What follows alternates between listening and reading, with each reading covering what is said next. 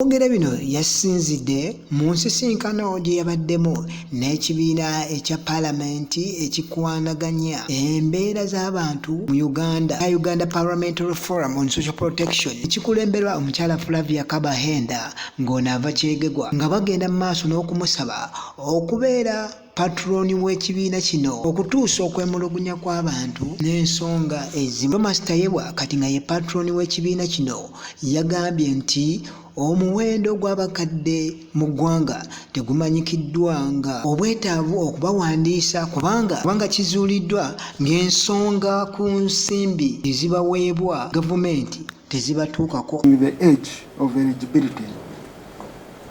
I'm among the people who pushed hard in the 10th Parliament, those stubborn MPs, who said, if you cannot serve the whole country, then increase the age and you serve the whole country.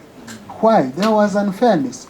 How could you tell me that Ntungamo could qualify to have SAGE money and Mitoma could not? Really? I said, even on this, you mean there was robbing? I need to rob it because you have the clear demographics, you have the statistics, you have the studies which show which parts of the country are poor, which districts are doing badly. Okay? Now the districts which were doing well, we are the ones on the list. And that's why we pushed and we said no. Either we get money and we serve all, or within the existing budget, okay, we raise the age, but we serve the whole country. So now the next phase indeed is looking for money. This is something we should look at in the MTEF. We see what they are providing. Of course, competing priorities. But beyond the SAGE money, can we track other monies for the elderly? Develop different scenarios with financial implications. If we said 78, what would be the cost? If we said 72, what would be the cost? If we said 70, if we said 75, we develop around 3-4 scenarios. Ageze maaso n'okulaga ng'ensimbi zino baagala zituukire ku masimu. Abamu be yagambye abatali ba buvunaanyizibwa ng'ensimbi zino zituukira ku masimu era nga afunye ensonga nnyingi nnyo okuva mu za lipoota ez'enjawulo naddala okuva mu constituency ya Luhinda mu disitulikiti ey'Emitooma gy'akiikirira. Ono yagenze maaso n'okulaga ng'okukuuma abakadde buvunaanyizibwa bwa buli munnansi n'asaba bannayuganda obutabulekera gavumenti kubanga ennaku zino awulira nti waliwo n'agabubuka ageevumbulidde okubakaka omukwano. This money which is sent on phone, there are some who don't have a relative who has a phone. They don't even access this money. Some of them, the money reaches on the phone of the grandchild. The grandchild goes to betting. She doesn't know whether it came or not. There's no any other way of certifying that indeed money came, apart from using a phone you registered. When the form was being filled, it was filled by a grandchild. They put on their own phone, and they are the ones receiving the money. I've received some of those cases in the village. So the community, we must mobilize the community to play their role in protecting the elderly, because the biggest protection they need is not this little money. It's food, it's knowing that they are cared for, it's knowing someone can check on them, it's knowing that they need to be cleaned, I know very many old people in my area. I check on some of them.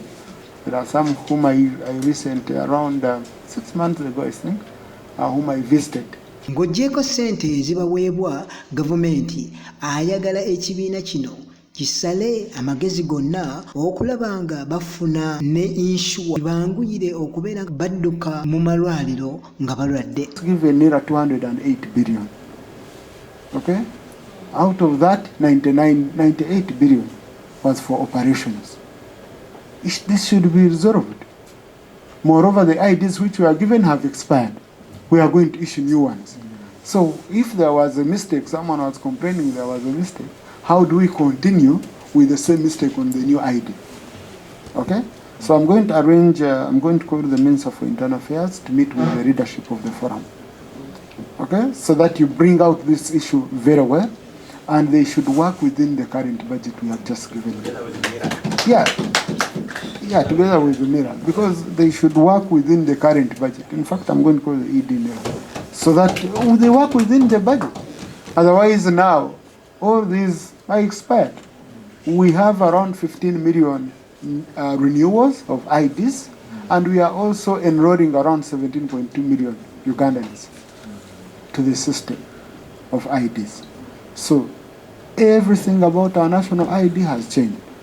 So government must strive, we must work together, and with the communities, with the GSOs, with everywhere, and ensure that we correct the records of people who are denied of their right age or who are given a wrong age.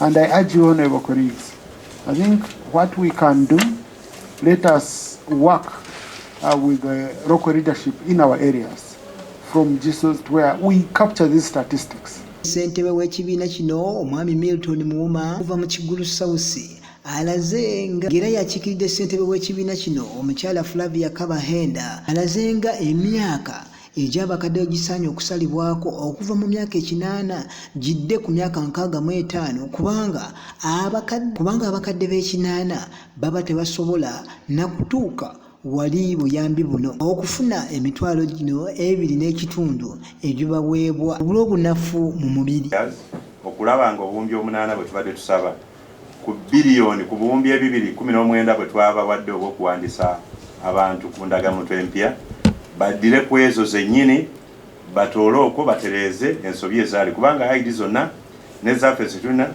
zigenze zigwako zikaddiye kati ze bagaba empya ensobi zino zibeere nga zigololwa mulundi gumu. Ekyo Sipiika obweyamo bwatuwadde bulungi nnyo buwa ssuubi n'omulanga gwatukubidde okuddayo mu bitundu tukume abantu buli omu atwala obuvunaanyizibwa mu byalo gye tuva okulondoola abakadde abatalina kyakulya abalina mwasirizi babeere nga bayambibwa buli omu ng'otwala obuvunaanyizibwa obw'okutegeera nti olwaleero ndi muvubuka enkya nja kuba nkaddiye nga nkuliridde.